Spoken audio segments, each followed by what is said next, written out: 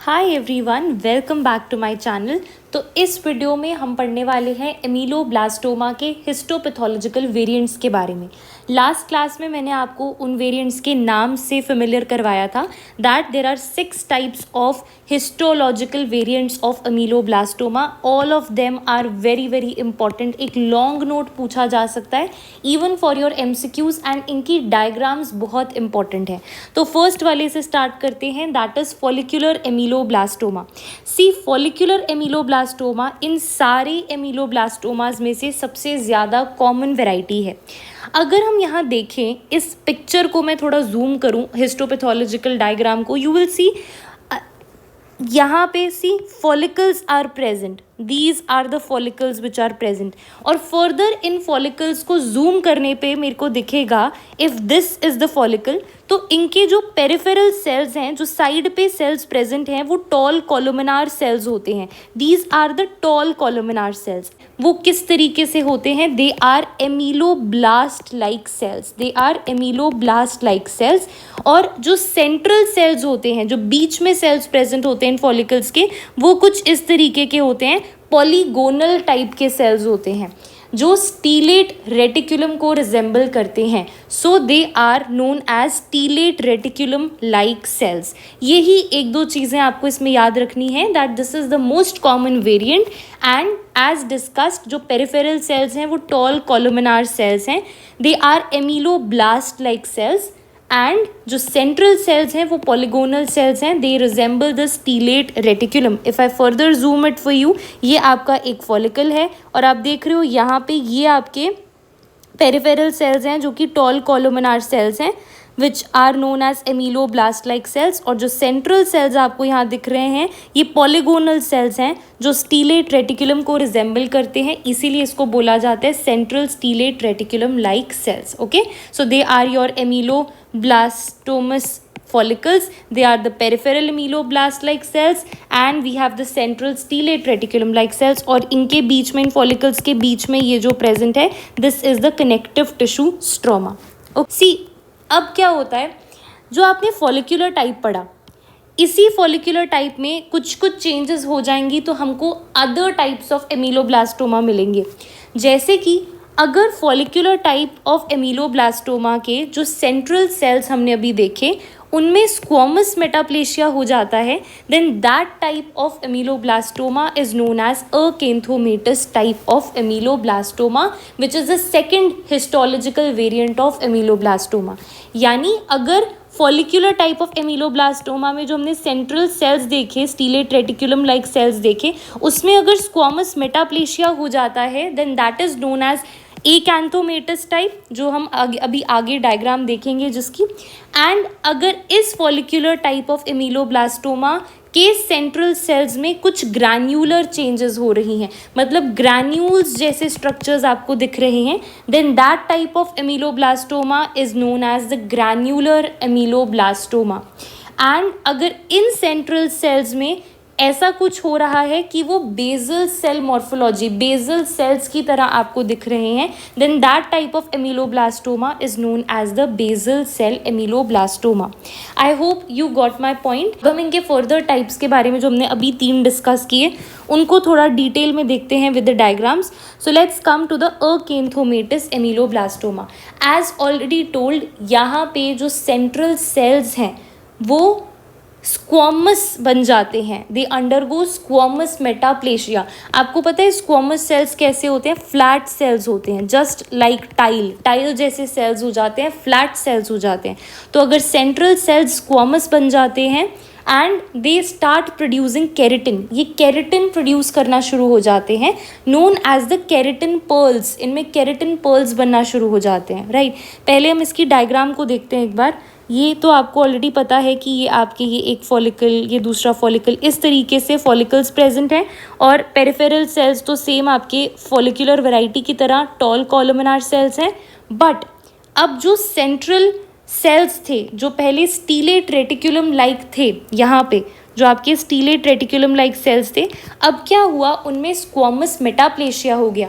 They have converted to the squamous cells, जैसे कि आपको इसमें दिख रहा है, ये स्क्वामस सेल्स की तरह बन गए। So the central cells have undergone squamous metaplasia, and this variety of the ameloblastoma is known as the acanthomatous type. Okay यहाँ पे भी आप देख रहे हो इस फॉलिकल में ये आपके central stellate reticulum like cells थे, they have undergone squamous metaplasia, you can see the flat cells here, यहाँ पे स्क्वामस मेटाप्लेशिया हो गया। तो this type of ameloblastoma is known as the acanthomatous type of ameloblastoma. ठीक है, और मैंने यहाँ पे चीज़ बोली कि सेंट्रल सेल्स स्क्वामस बन जाते हैं and they start producing the keratin. Okay, differential diagnosis, see these keratin pearls, ये जो केराटिन पर्ल्स हैं ये स्क्वामस सेल कार्सिनोमा में भी देखने को मिलता है। हम आगे देखेंगे तो हमें पता चलेगा ये जो केराटिन पर्ल्स हैं ये सिर्फ यही नहीं, ये आपके स्क्वामस सेल कार्सिनोमा में भी देखने को मिलते हैं। तो क्वेश्चन यहाँ पे उठता है कि हमको कैसे डिफ्रेंशिएट करना रहेगा, हाउ विल वी डिफ्रेंशिएट कि ये अकैंथोमेटस टाइप ऑफ एमिलोब्लास्टोमा है या ये स्क्वामस सेल कार्सिनोमा है, क्योंकि दोनों में ही केराटिन पर्ल्स दिख रहे हैं। Then the answer to this is कि जो आपका स्क्वामस सेल कार्सिनोमा होगा वहाँ पे डिस्प्लास्टिक सेल्स दिखेंगे, आपको डिस्प्लेशिया दिखेगा, जबकि यहाँ अकैंथोमेटस टाइप ऑफ एमिलोब्लास्टोमा में आपको डिस्प्लास्टिक सेल्स, डिस्प्लास्टिक चेंजेस नहीं दिखेंगे। This is how you are going to differentiate both of them. Okay, now moving ahead to the granular ameloblastoma. See, granular ameloblastoma एक aggressive type of ameloblastoma है, दो इसका जो recurrence rate है वो आपके follicular type of ameloblastoma से कम है। एंड यहाँ पे अगर मैं डायग्राम देखूँ, सिमिलरली फॉलिकल है, फॉलिकल्स हैं इस तरीके से, पेरिफेरल सेल्स तो आपको पता है टॉल कॉलमनार होंगे जैसा कि अब तक हम पढ़ते आ रहे हैं, बट जो सेंट्रल सेल्स होंगे वहाँ पे आपको, if I zoom here, see these are the central cells, यहाँ पे आपको ग्रैन्यूलर स्ट्रक्चर इस तरीके से ग्रैन्यूल्स दिखेंगे। ये ग्रैन्यूल्स एक्चुअली हैं क्या, ये आपके लाइसोसोम एग्रीगेट्स हैं, लाइसोसोमल एग्रीगेट्स हैं, लाइसोसोम एग्रीगेशन कर देते हैं और वो ग्रैन्यूल्स की तरह हमको दिखते हैं। So this is a granular type of ameloblastoma where I told you that the central cells, उनके साइटोप्लाज्म में ग्रैन्यूल्स दिखता है, and what are these granules actually, they are the aggregates of the lysosome. This granular ameloblastoma is a very aggressive type of the ameloblastoma. Correct, now this is clear. Moving ahead to the fourth type of ameloblastoma, that is basal type of ameloblastoma. See, basal type of ameloblastoma में आपको क्या दिखेगा कि यहाँ पे basaloid type of the cells की sheet दिखेंगी आपको, you will see basaloid type of the central cells. See, ये आपके basaloid cells हैं जो सेंटर में आपको दिख रहे हैं। So this was all about it. Now the question arises कि ये जो बेजल सेल्स हैं ये तो आपको बेजल सेल कार्सिनोमा में भी देखने को मिलते हैं। हम आगे एक कार्सिनोमा पढ़ेंगे, that is your BCC, basal cell carcinoma. तो क्वेश्चन उठता है कि बेजल सेल्स आपको इस एमिलोब्लास्टोमा में भी दिख रहे हैं और बेजल सेल कार्सिनोमा में भी दिख रहे हैं। So how are we going to differentiate between these two things? Then how do we differentiate? See, the basal cell carcinoma ये कभी आपको इंट्रा ओरली देखने को नहीं मिलता, this is always seen extra orally. आगे हम पढ़ेंगे तो हम समझेंगे कि कभी माउथ के अंदर ओरल कैविटी में इंट्रा ओरली ये देखने को नहीं मिलता है, राइट। एंड प्लस ये बेजल सेल कार्सिनोमा भी आपके डिस्प्लास्टिक चेंजेस शो करता है, जबकि अगर मैं इस बेजल टाइप ऑफ एमिलोब्लास्टोमा की बात करूं ये तो इंट्रा ओरली देखने को मिलता है एंड इसमें एज सच डिस्प्लास्टिक चेंजेस देखने को नहीं मिलती। तो इन फीचर्स के बेसिस पे हम बेजल सेल एमिलोब्लास्टोमा को बेजल सेल कार्सिनोमा से डिफ्रेंशिएट कर सकते हैं, right. Now moving ahead with the fifth type of ameloblastoma, which is the plexiform ameloblastoma. See, again I am going to zoom the picture.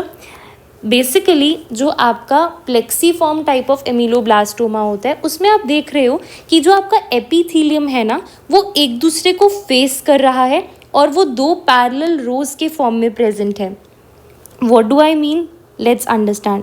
सी, ये एक follicle है, ये एक फॉलिकल है, ये एक फॉलिकल है, यहाँ पे आपका एपिथेलियम है और सिमिलरली इस वाले फॉलिकल में यहाँ पे आपका एपिथीलियम है. सो ये दो रोज जो है एपिथीलियम की वो एक दूसरे को फेस कर रही हैं. Right, there are two parallel rows of epithelium which are facing each other, and in between these two epitheliums you are going to see यहाँ पे बीच में क्या देखने को मिलेगा, stellate reticulum like cells. Okay, अगर आपको यहाँ पे अनक्लियर लग रहा है तो मैं यहाँ इसको जूम करके बताऊँ. सी, अगर आपके ये दो फॉलिकल्स हैं, फॉर एग्जाम्पल इस फॉलिकल का epithelium is like this and इस follicle का epithelium is like this. So you are going to see two parallel rows of epithelium which are actually facing each other, and in between these epitheliums you are going to see the cells which are stellate reticulum like cells. तो इस तरीके की morphology जहाँ पे हमको दिखती है, that is actually the plexiform ameloblastoma. Okay, I again repeat, two parallel rows of epithelium seen facing each other, and in between them the stellate reticulum like cells are present. So basically you are seeing a network of interconnecting strands or the cords. Okay, so this is about plexiform ameloblastoma. Network of interconnecting strands, this point is very important. अगर आपको long note आ रहा है तो network of interconnecting strands is something you should write in the plexiform type of ameloblastoma. जो आपका examiner होगा वो इस पॉइंट को ज़रूर सर्च करेगा कि आपने ये लिखा है या नहीं लिखा. And two parallel rows of epithelium are seen as already told, and in between these two parallel rows you are going to see the cells which resemble stellate reticulum. Right, now moving ahead with the last type of the histological variant of the ameloblastoma, which is plexiform ameloblastoma. देखो, plexiform एमीलोब्लास्टोमा में ना ये आते ही आपके mind में एक चीज़ आनी चाहिए कि there is going to be a lot of fibrosis. बहुत ज़्यादा फाइब्रोसिस आपको यहाँ पे दिखेगा. फाइब्रोसिस कैसे? You are going to see increased number of the collagen bundles. बहुत सारे कोलाजन बंडल्स देखने को मिलेंगे. इतने ज़्यादा कोलाजन बंडल्स आपको देखने के मिलेंगे कि जो आपके ओडोंटोजेनिक फॉलिकल्स थे, जो अभी तक हम पढ़ रहे थे फॉलिकल्स, वो फॉलिकल्स एकदम कंप्रेस हो जाते हैं. और कंप्रेस होने के बाद ये कैसे दिखते हैं? They look like kite tail like appearance. You have seen kite, right? जो काइट की टेल होती है उसके जैसा ये रिजेंबल करता है, और you can say it looks like animal figures और bird like figures. Let's understand जो अभी हमने पढ़ा. सी, प्लेक्सीफॉर्म एमीलोब्लास्टोमा में क्या याद रखना है कि फाइब्रोसिस बहुत ज़्यादा है, बहुत सारे फाइबर्स हैं, कोलाजन बंडल्स बहुत ज़्यादा हैं कनेक्टिव टिश्यू में. यू सी these ऑल, कितना ज़्यादा कोलाजन यहाँ पे प्रेजेंट है, कितना ज़्यादा कनेक्टिव टिश्यू यहाँ पे प्रेजेंट है. इतना ज़्यादा कनेक्टिव टिश्यू यहाँ प्रेजेंट है कि जो आपका ये फॉलिकल था अपना शेप छोड़कर किस तरीके से कंप्रेस हो चुका है एकदम. This is the odontogenic follicle एकदम कंप्रेस्ड फॉर्म में, बिकॉज साइड्स पे इतना ज़्यादा कोलाजन बंडल है जो उसको कंप्रेस कर रहा है और उसकी शेप को चेंज करके एकदम ओडोंटोजेनिक जो फॉलिकल्स हैं वो कंप्रेस हो चुके हैं. इस तरीके से कंप्रेस हो गए हैं कि they are resembling kite like और animal like appearance. Right, so this was about the plexiform एमीलोब्लास्टोमा.